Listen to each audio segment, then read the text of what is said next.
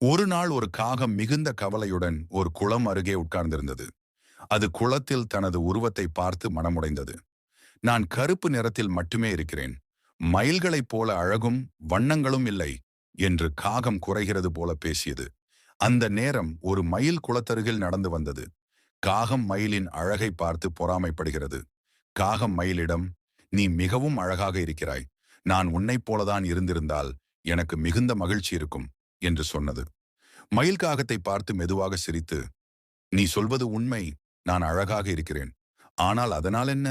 என் நிறம் மற்றும் அழகு காரணமாக என்னை மனிதர்கள், பறவைகள் பூங்காவிற்கு பிடித்து அடைத்து விடுகிறார்கள். நான் அங்கு சுதந்திரமாக பறக்க முடியாது. ஆனால் நீ சுதந்திரமாக இருக்கிறாய். நீ எங்கு வேண்டுமானாலும் செல்ல முடியும். எனவே உன் தனித்துவத்தை மதித்து சந்தோஷமாக இரு என்று கூறியது. காகம் இதை கேட்ட பிறகு தனது சுதந்திரத்தின் மதிப்பை உணர்ந்து மகிழ்ச்சியுடன் வாழ ஆரம்பித்தது.